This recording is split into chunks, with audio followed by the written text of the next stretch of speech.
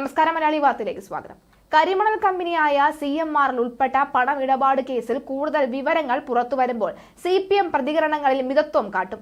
വസ്തുതകൾ കൃത്യമായി പരിശോധിച്ച് മാത്രമേ CPM പ്രതികരിക്കൂ. കേസ് വീണ വിജയനുമായി ബന്ധപ്പെട്ട വ്യക്തിപരമാണ് എന്ന നിലപാട് നേതാക്കൾ ആവർത്തിക്കും. അതിനിടെ ശക്തമായ ആരോപണങ്ങളുമായും പരാതിക്കാരിൽ ഒരാളായ ഷോൺ ജോർജ് രംഗത്ത് വന്നിട്ടുണ്ട്. നിലവിൽ അന്വേഷണം നടക്കുന്ന CMRL എക്സാലോജിക് ഇടപാടിൽ നിന്നുള്ള വലിയ തുക അബുദാബിയിലെ ബാങ്ക് അക്കൗണ്ടിലാണ് സൂക്ഷിച്ചിരിക്കുന്നത് എന്ന് ഷോൺ ആരോപിച്ചു. Exalogic consulting media city, Exalogic consulting media city UAE എന്ന പേരിലുള്ള അക്കൗണ്ടിലേക്കാണ് പണം പോയിരിക്കുന്നത്. വീണ തൈക്കണ്ടിയിൽ M സുനീഷ് എന്നിവരാണ് 2016 മുതൽ 2019 വരെ ഈ അക്കൗണ്ട് ഓപ്പറേറ്റ് ചെയ്തിരുന്നത് എന്ന് വിവരം ലഭിച്ചിട്ടുണ്ട്. ഇതുവഴി വലിയ തുക അമേരിക്കയിലെ വിവിധ അക്കൗണ്ടുകളിലേക്ക് ഒഴുകിയെന്നും ഷോൺ പറയുന്നു. ഈ വിവരങ്ങൾ ഏപ്രിൽ 19 ചെന്നൈയിലെ ED സ്പെഷ്യൽ ഡയറക്ടർക്ക് നൽകി. മറ്റൊരാൾ നൽകിയ വിവരങ്ങളാണിതെന്നും അന്വേഷണത്തിന് ഗുണകരമാകുമെന്നും കരുതുന്നതിനാലാണ് അധികൃതർക്ക് സമർപ്പിച്ചത് എന്നും ഷോൺ പറയുന്നു. ആരാണ് ഈ മറ്റൊരാൾ എന്ന ചർച്ചയും CPMൽ നടക്കുന്നുണ്ട്.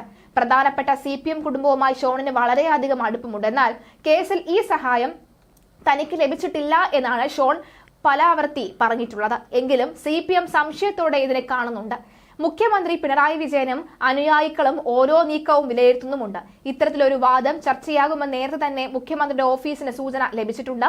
വീണയ്ക്കൊപ്പം തന്നെ ഉയരുന്ന സുനീഷ് ആരാണ് എന്ന ചർച്ചയും സജീവമായി ഉയരുന്നുണ്ട്.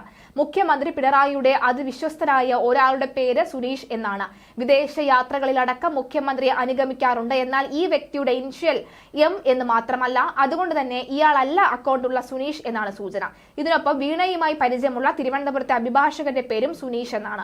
ആ സുനീഷും അഭ്യൂഹങ്ങളിലുണ്ട്. എന്നാൽ ആ സുനീഷ് ആകാൻ ഒരു സാധ്യതയും ഇവിടെ ഇല്ലെന്നാണ് പലരും ഇവിടെ ചൂണ്ടിക്കാണിക്കുന്നത്. എന്തായാലും 2 വിദേശ കമ്പനികളിൽ നിന്ന് അബുദാബിയിലെ അക്കൗണ്ടുകളിലേക്ക് 3 കോടി രൂപ വീതം എത്തിയെന്ന റിപ്പോർട്ട് പുറത്തു വന്നിരുന്നു. ഇതിന് പുറമെ ഒട്ടേറെ കമ്പനികളിൽ നിന്ന് ഈ അക്കൗണ്ടിലേക്ക് പണം എത്തിയിരുന്നു എന്നും ഇതെല്ലാം US ഉൾപ്പെടെയുള്ള രാജ്യങ്ങളിലെ വിവിധ അക്കൗണ്ടുകളിലേക്ക് മാറ്റിയെന്നും അന്വേഷണ ഏജൻസികൾ കണ്ടെത്തിയിട്ടുണ്ട്.